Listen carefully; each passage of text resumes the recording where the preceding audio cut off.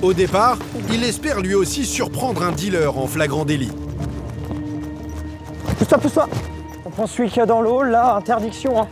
À son arrivée, il trouve deux jeunes devant l'entrée de la tour. L'un d'entre eux est assis dans un fauteuil. Bonjour monsieur, vous savez que c'est interdit d'être là? On se lève monsieur. Après vérification, aucune trace de drogue. Alors Frédéric et ses collègues vont profiter du déplacement pour faire appliquer la loi et dégager l'entrée de tout ce qui l'encombre. On va mettre ça à la benne. Allez hop. Le fauteuil part à la décharge, ce qui ne semble pas du tout plaire au jeune homme qui était assis dessus. Un policier affirme avoir été insulté. Il veut l'interpeller pour outrage, non sans difficulté. Laisse-moi, je vais me laisser faire. Donne-moi ta main. Stop. Ah non, c'est bon, tu te laisses faire. T'arrêtes ton cinéma devant tout le monde. Eh, il a serré de ouf là, monsieur. Il va tout le desserrer J'ai maintenant. mal. Arrête. Ça va desserrer dans la bagnole, mais t'arrêtes tes conneries maintenant. Ok. T'as compris? Au final, le jeune homme est interpellé pour un tout autre motif que le trafic de drogue. Mais le plus important pour Frédéric, c'est d'avoir mis fin à sa présence au pied de l'immeuble. Un trafic de stupéfiants, ça amène du monde. Ces individus-là, justement, ils sont toujours en train de squatter devant le bâtiment. Ils sont assis, ils ne sont pas du quartier. Donc ça crée un climat d'insécurité par rapport aux riverains. Ils gênent l'accès aux riverains, donc on a quoi faire pour pouvoir contrôler l'individu. Mais malheureusement, il a outragé les collègues. Ça, il n'y a pas plus l'intervention. Lutter contre le trafic de stupéfiants, un combat quotidien et fastidieux. Chaque jour, policiers et dealers jouent au chat et à la souris. Et aucun des deux n'a l'intention de lâcher prise. Et c'est souvent la nuit que les esprits s'échauffent. Comme tous ses collègues, Frédéric vérifie soigneusement son matériel avant de partir en patrouille. Flashball, matraque télescopique ou pistolet. On est bon? Oh non, t'inquiète. Et à peine sorti du commissariat, le premier appel s'annonce inquiétant. On a un individu requérant qui se plaint de son colocataire qui parle de coups de couteau. Pour l'instant, on n'a pas d'éléments. Des coups de couteau, le genre d'information qui met les policiers sur les dents. On patrouille hein, sur place, on fait attention, on va pas comme ça dans la gueule du loup. Hein. S'il y a un mec armé, on ne sait jamais, c'est pris. La tension vient de monter d'un cran. Frédéric et ses hommes arrivent rapidement sur place, un quartier populaire de Meaux. Donne-nous l'adresse, au combien? Une fois dans l'immeuble, ils progressent prudemment et sur le palier, ils tombent sur la victime. Monsieur, venez avec moi. Tranquille, tranquille. L'homme porte une blessure au ventre. Son agresseur n'est autre que son colocataire. C'est celui qui a le couteau? Le couteau, j'ai réussi à l'arracher des mains, il est là-bas le couteau, monsieur. Il est là, sur la table.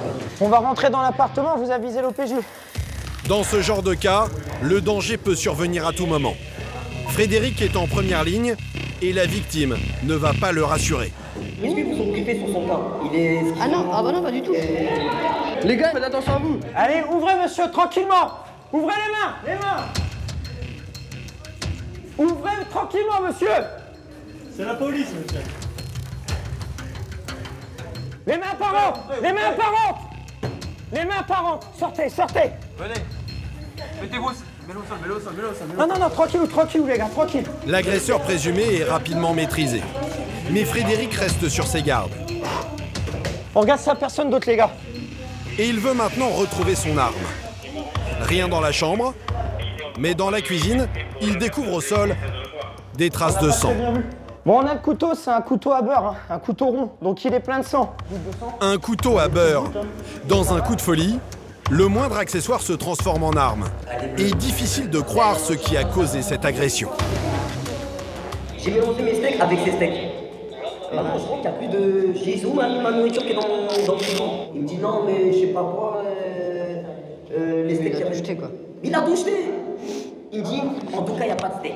Tu peux même revenir regarder dans ma chambre. Super. Pour une histoire de steak haché, le mec il pète un plomb ou je sais pas quoi. Des coups de couteau à beurre pour quelques steaks. Même si le colocataire, lui, donne une autre version des faits.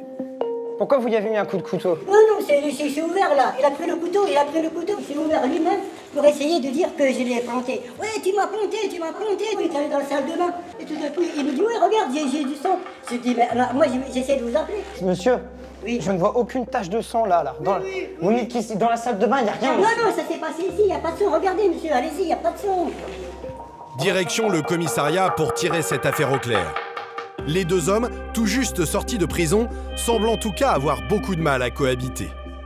Frédéric le sait, ce genre d'histoire peut vite tourner au drame.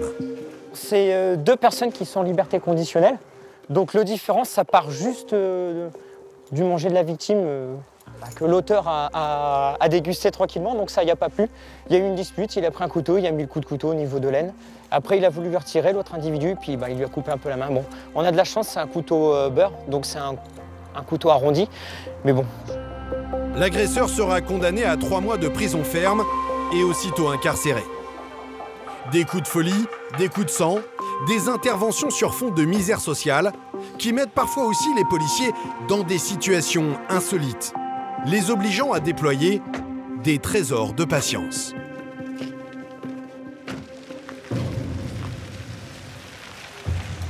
Cette nuit-là, de l'autre côté de la ville, Marius est lui aussi en patrouille.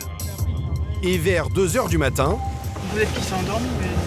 cette voiture garée dans une station-service fermée attire son attention.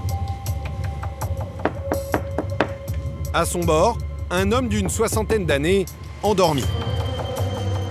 Ouvrez, monsieur, ouvrez. Oh là là là là là, sur quoi on est tombé? Qu'est-ce qu'il fait? Bonsoir. Bonsoir, monsieur. Vous allez bien? Vous allez bien, monsieur? Très bien. Marius remarque 2 bouteilles d'alcool dans la voiture. Et l'homme semble un peu perdu. Monsieur, ça fait combien de temps que vous vivez dans votre voiture comme ça, là? Ça fait aucun temps, ça fait aucun de temps. Hein? Ça fait aucun temps. Vous avez bu beaucoup d'alcool ce soir? En principe, je ne bois jamais goutte d'alcool. Vous buvez pas une goutte? J'ai 2 bouteilles d'alcool sur moi. Ouais. Parce que je me suis dit, tiens, je vais goûter un peu ce truc-là. Vas-y, fais-le souffler pour voir s'il est agent ou pas. Vérification faite. 0. L'homme n'a pas bu une goutte d'alcool. Donc là, ce soir, vous dormez dans la Alors voiture, pourquoi monsieur. dort-il ici? Vous êtes en panne d'essence? Ça, c'est exact. Parce que c'est presque à sec. C'est pour ça, voilà, je suis presque à sec. En panne d'essence, dans une station. Pour une raison simple, l'homme n'a sur lui que des espèces. Je n'ai pas de carte bancaire. J'ai 40 euros. Mais vous n'avez pas de carte bancaire. Et vous pouvez pas payer la station, c'est ça? C'est pour ça que vous êtes là? Bah oui. Et je me suis dit... Pour débloquer la situation, Marius sort sa propre carte bancaire. On fait le plein? Ah, le plein, s'il y a... Non, mais du moins 20 euros.